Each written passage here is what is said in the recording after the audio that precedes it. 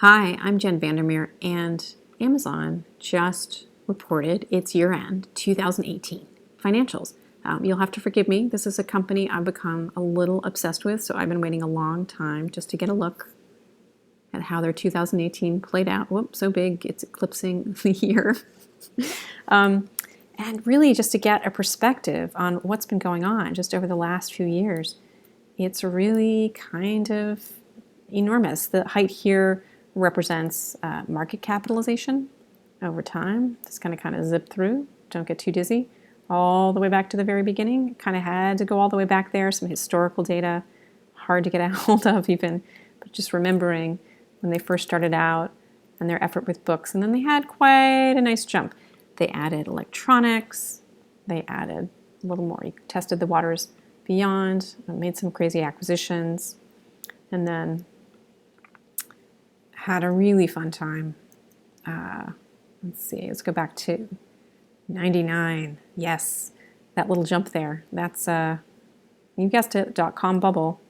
And I think when Amazon really got kind of creative in thinking about where everything else could expand. Not that that wasn't the plan from the beginning. This is just where the muscles were flexed because all of this cash that suddenly became available.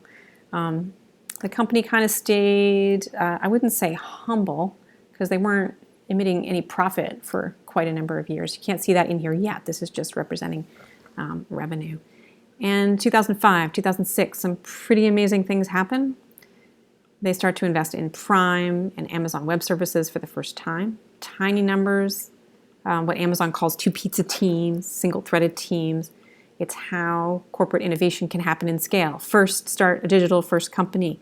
Amazon wasn't all that fabulous in tech and had to do a sort of massive tech transformation of their own. But once they build a kind of a world-class logistics and web services, well, why not prove it to the world? Open it up as a new service offering. And that concept has driven how Amazon has grown. Really has become, from a profit center perspective and a growth driving perspective, a services driven firm.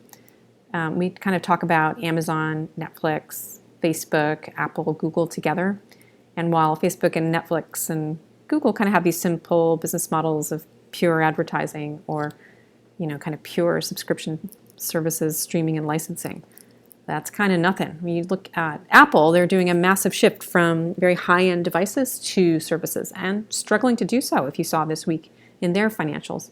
Whereas Amazon, quite a number of years ago now, made that investment, and as you can see, it's paying off. The only other large, gigantic company that's highly valued that's in a similar boat in terms of transitioning from product to services is Microsoft.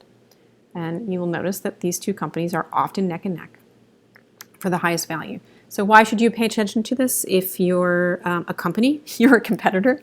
If you're the government, you're a competitor. If you're a citizen, you need to be able to tango with them. They don't provide a ton of information about the strength and performance of their company. They do report some high-level numbers.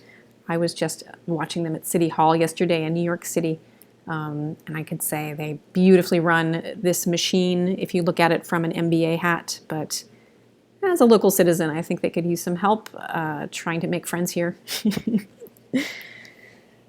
I created this tool as a way to kind of tell the story of how companies shift from e-commerce and kind of build these combinatorial, complex, technical system type business models. It's a little bit of an obsession of mine. If you're curious about this project, you can find me in my links below. I'll be creating a way with my longtime collaborators here to see how complex companies and ecosystems and help us all better understand how to think about these technology business models as they so substantially shape our world.